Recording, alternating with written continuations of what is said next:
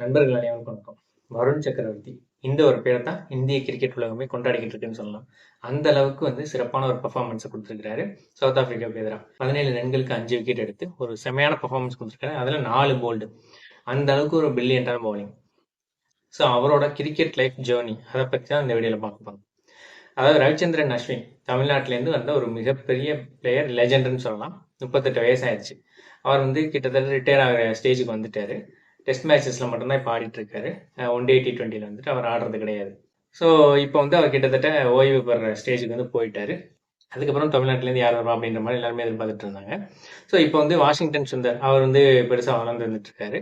So அவர் ஒரு ஆல்ரவுண்டராக performance பண்ணிட்டு இருக்காரு. பியூர் ஸ்பின்னராக தமிழ்நாட்டிலேருந்து ஒரு ஆள் இந்திய அணியில் இருந்தால் நல்லா இருக்கும். எப்படி அஸ்வின் இருந்தாரோ, அஸ்வின் ஓரளவு பேட்டிங் பண்ணுவார், இருந்தாலும் பியூர் பவுலர் தான் அவர். ஸோ அவர் மாதிரி ஒரு பியூர் பவுலர் இருந்தால் நல்லா இருக்கும் அப்படின்ற மாதிரி எல்லாருமே எதிர்பார்த்துட்டு இருந்தாங்க. ஸோ அந்த ஒரு சூழ்நிலை தான் வருண் சக்கரவர்த்தி இப்போ இந்திய அணியில் இடம் பிடிச்சிருக்காரு. வருண் சக்கரவர்த்தி ஏற்கனவே 2021 T20 வேர்ல்டு கப்லேயே இடம் பிடிச்சிருந்தாரு. ஸோ அதுக்கப்புறம் சரியா பெர்ஃபார்மன்ஸ் கொடுக்கல.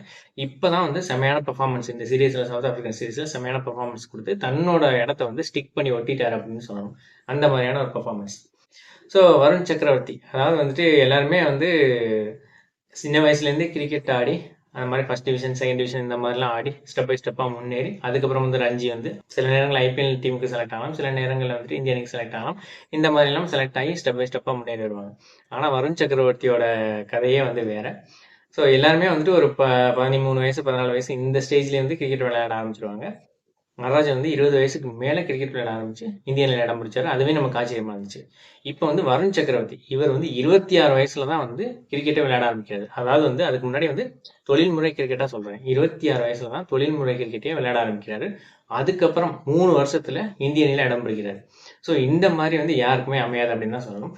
1991 பிறந்தாரு வருண் சக்கரவர்த்தி. ஸோ படிப்பை முடிச்சுட்டு ஆர்கிடெக்டா வேலை பார்த்துருக்காரு.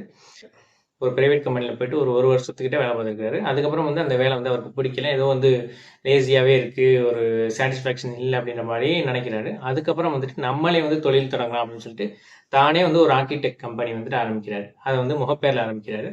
அந்த ஆர்கிடெக்ட் கம்பெனி ஆரம்பித்து அதுக்கான பொருட்கள்லாம் வச்சிருக்கிறாரு. ஸோ அந்த சமயத்தில் தான் வர்தா புயல் வருது. ஸோ வர்தா புயல் வந்ததுக்கப்புறம் அதில் நிறைய பொருட்கள் அதில் அழிஞ்சு போயிடுறதுனால அதுக்கப்புறம் அந்த ஒரு தொழிலையும் மேற்கொண்டு ரன் பண்ண முடியல, ஏன்னா லாஸ் ஆயிடுச்சு. இந்த மாதிரி ஒரு சூழல். அதுக்கப்புறம் என்னடா பண்ணலாம் அப்படின்ற மாதிரி யோசிச்சுட்டு அதுக்கப்புறம் இவர் ஏற்கனவே சினிமாலெல்லாம் ரொம்ப ஆர்வமாக இருக்கிறதுனால சினிமாவில் போயிட்டு நம்ம ட்ரை பண்ணலாம் அப்படின்ற மாதிரி போய் ட்ரை பண்ணியிருக்காரு. இதில் ஜீவா படத்தில் கூட நடிச்சிருப்பாரு. ஸோ அதுக்கப்புறம் அசிஸ்டன்ட் டேரக்டர் ஆகலாம் அப்படின்னு சொல்லிட்டு அதுக்காக போய் ஒருத்தவர்கிட்ட அசிஸ்டன்ட் ஆகி அந்த மாதிரியெல்லாம் ட்ரை பண்ணியிருக்காரு.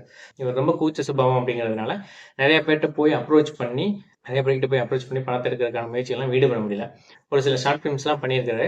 இருந்தாலும் பெரிய அளவில் திரைத்துறையில் அவரால் சோபிக்க முடியல. ஸோ அதுக்கப்புறம் என்ன பண்ணலாம் அப்படின்ற மாதிரி யோசிச்சிருக்காரு. ஸோ அதுலேயும் ஷைன் பண்ண முடியல, நம்ம வேறு ஏதாவது யோசிக்கலாம் அப்படின்ற மாதிரி யோசிச்சிருக்காரு. ஸோ ரொம்ப டிப்ரெஷனாக இருக்கும்போது இவர் போய் டென்னிஸ் பால் கிரிக்கெட் ஆடுவாராம். லோக்கலில் ஆடி அதில் அதாவது அந்த ஹர்திக் பாண்டியாவும் குருணால் பாண்டியாவும் எப்படி சிக்ஸுக்கு காசு கொடுப்பாங்க அந்த மாதிரி ஸ்டோரி நீங்கள் படிச்சிருப்பீங்க. ஸோ அதே மாதிரி சிக்ஸ் அடிச்சா காசு வரும் அப்படின்ற மாதிரி அந்த ஒரு காரணத்துக்காக போயிட்டு கிரிக்கெட் விளையாண்டுருக்காரு. அதுக்கப்புறம் போயிட்டு ஒவ்வொரு கிளப்பாக போயிட்டு வாய்ப்பு தேடி இருக்காரு. ஸோ இப்போ 26 வயசு. நார்மலாக 20 வயசுக்கு கீழே தான் பிளேயர்ஸ் எடுப்பாங்க. 20 வயசுக்கு மேலெலாம் பிளேயர்ஸ் அவ்வளோவா எடுக்க மாட்டாங்க. இவர் 26 வயசில் போயிட்டு ட்ரை பண்ணியிருக்காரு. எல்லாருமே எடுக்கிறதுக்கு யோசிச்சிருக்காங்க. அதுக்கப்புறம் இவர் நான் பவுலிங் மட்டும் போடுறேன் அப்படின்ற மாதிரி சொல்லியிருக்காரு.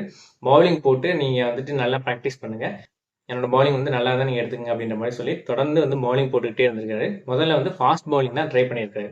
ஸோ ஃபாஸ்ட் பவுலிங் ஒரு நாள் ஃபுல்லாக எல்லாருக்குமே போடுவாராம். அப்படி போட்டு ஓரளவு நல்லா போடவும் அதுக்கப்புறம் ஒரு கிளப்பில் சேர்ந்து அதுக்கப்புறம் 5th டிவிஷன்லேருந்து ஒவ்வொரு டிவிஷனாக மாறி கிட்டத்தட்ட ஃபர்ஸ்ட் டிவிஷன் வரையும் ஆடி இருக்கிறாரு. ஸோ ஃபர்ஸ்ட் டிவிஷன் ஆடும்போது இவருக்கு இன்ஜுரி ஆயிடுது. ஸோ இன்ஜுரி ஆனதுக்கப்புறம் 6 மாதம் ரெஸ்ட்டில் இருக்கிறாரு. 6 மாதம் ரெஸ்ட்டில் இருக்கிறாரு. அப்போ டாக்டர் சொல்கிறாரு, நீங்கள் ஃபாஸ்ட் பவுலிங் போட்டால் அது உங்களுக்கு செட் ஆகாது அப்படின்ற மாதிரி சொல்கிறாங்க. ஏன்னா ஃபாஸ்ட் பவுலிங் போடும்போது உங்கள் வெயிட் முழுவதையும் அந்த கால் தாங்கணும். ஒவ்வொரு தடவை நீங்கள் ஓடி போடும்போதும் அது கால் தாங்கும்போது உங்களுக்கு ரொம்ப ஸ்ட்ரெயின் ஆகும்.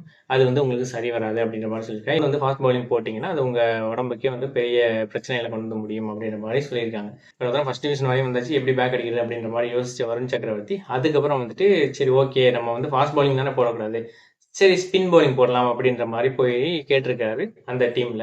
புதுசா எதுக்கு இன்னொரு ஸ்பின் பவுலர் அப்படின்ற மாதிரி சொல்லிட்டு இவங்க வேணாம் அப்படின்ற மாதிரி சொல்றாங்க. அதுக்கப்புறம் வந்துட்டு மறுபடியும் ஃபர்ஸ்ட் டிவிஷன் போயிட்டு விளையாடாம 5th டிவிஷன்லேருந்து நம்ம ஆரம்பிப்போம், அங்கே போயிட்டு நம்ம ஸ்பின் போடுறோம் அப்படின்ற மாதிரி சொல்லுவோம் அப்படின்ற மாதிரி சொல்லியிருக்காரு. டிவிஷனில் போயிட்டு மறுபடியும் கேட்டிருக்காரு. அவங்க வந்து ஒத்துக்கவே இல்லை. ஃபாஸ்ட் பவுலிங் தான் நீ போடணும் அப்படின்ற மாதிரி சொல்லியிருக்காங்க.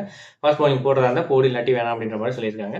அதில் வந்துட்டு ஒரு 7 மேட்ச் விளையாண்டுருக்காரு. அந்த 7 மேட்ச்லையும் சேர்த்து ஒரு 8 விக்கெட் தான் எடுத்திருக்காரு. ஸோ அது ரொம்ப போர் பர்ஃபார்மன்ஸ் அந்த ஒரு சர்க்கிளில் வந்து பார்க்கப்பட்டுச்சு. ஸோ அதுக்கப்புறம் வந்துட்டு அடுத்த ஒரு மேட்ச்சில் விளையாடும் போது வந்துட்டு இவர் யார்கிட்டயுமே சொல்லாமல் ஸ்பின்னை வந்து ட்ரை பண்ணியிருக்காரு. ஸோ அந்த ஒரு மேட்ச்சில் மட்டுமே வந்து 8 விக்கெட் வந்து எடுத்திருக்காரு. ஸோ அவர் வந்து 8 விக்கெட் எடுக்கவும் அவங்களும் வந்துட்டு ஸ்பின் நல்லா போடுறாங்க அப்படின்னு சொல்லிட்டு ஸ்பின்னே வந்து தொடர்ந்து போட வச்சுட்டாங்க. ஸோ அதுக்கப்புறம் வந்து அந்த சீசனில் 5th டிவிஷனில் அந்த சீசனில் மட்டுமே 28 விக்கெட்டுகள் வந்து எடுத்திருக்காரு. அந்த மாதிரியான செமையான பர்ஃபார்மன்ஸை கொடுத்துருக்காரு. இந்த ஒரு பர்ஃபார்மன்ஸை பார்த்துட்டு 5th டிவிஷன்லேருந்து ஸ்ட்ரைட்டாக 5 டீமுக்கும் ஆடி இருக்காரு. அதே மாதிரி 5th டிவிஷன் விளையாடிட்டு அதுக்கப்புறம் வந்து டிஎன்பிஎல் டீமுக்கும் எடுத்திருக்காங்க. டிஎன்பிஎல் நல்லா பர்ஃபார்ம் பண்ணுறதை பார்த்துட்டு இவர் வந்து ஐபிஎல் எடுக்கிறாங்க. பஞ்சாப் அணி தமிழ்நாட்டில் விளையாடுற நல்ல பிளேயர்ஸ்லாம் வந்து பஞ்சாப் தான் அடைக்கலம் கொடுக்குறாங்க. எப்படி நடராஜனுக்கு வந்து ஃபர்ஸ்ட் அடைக்கலம் கொடுத்தாங்களோ அதே மாதிரி வந்து வருண் சக்கரவர்த்திக்கும் இவங்க தான் அடைக்கலம் கொடுக்குறாங்க. வருண் சக்கரவர்த்தி ஃபர்ஸ்ட் வந்து ட்ரை பண்ணி போடுறாரு. ஸோ ஓவராக வந்து ப்ராக்டிஸ் பண்ணுறாரு. அதாவது வந்துட்டு நான் இடம் கிடச்சிருச்சு ஐபிஎல்ல, இதை வச்சு நம்ம இந்திய அணிக்கு எப்படியாவது போகணும் அப்படின்னு சொல்லிட்டு இதில் நல்லா பர்ஃபார்மன்ஸ் கொடுக்கணும் அப்படின்னு சொல்லிட்டு ஓவர் ப்ராக்டிஸ் பண்ணி அந்த ஐபிஎல் விளையாண்டுட்டு இருக்கும்போதே அவருக்கு வந்து இன்ஜுரி ஆயிடுது. ஸோ அதனால வந்து அவரால் பர்ஃபார்ம் பண்ண முடியல. அதுக்கப்புறம் வந்து சில நாட்கள் வந்து ரெஸ்ட்ல இருக்கிறாரு. அதுக்கப்புறமா கொடுத்த கம்பேக்கை வச்சு கொல்கத்தா நைட் ரைடர்ஸ் அணி வந்து வருண் சக்கரவர்த்தி எடுக்குது. ஸோ கொல்கத்தா நைட் ரைடர்ஸ்க்கு வந்ததுக்கப்புறம் தெரியும், அதில் வந்துட்டு எல்லா மேட்ச்லையுமே வந்து செமையாக போட்டார். மிஸ்ட்ரி ஸ்பின்னு யாருமே கணிக்க முடியல, ஒரு டிஃப்ரெண்ட்டான ஸ்பின்னு. அதுக்கப்புறம் வந்துட்டு 2021 T20 வேர்ல்டு கப்புக்கு வந்து செலக்ட் ஆகிறாரு. 2021 T20 வேர்ல்டு கப் உங்களுக்கே தெரியும், பாகிஸ்தானோட தோற்று வெளியே வந்துட்டோம். அந்த ஒரு சீரீஸ் வந்து இந்தியாவுக்கே வந்து ஒரு பரிதாபத்துக்குரிய சீரீஸ் அமைஞ்சது.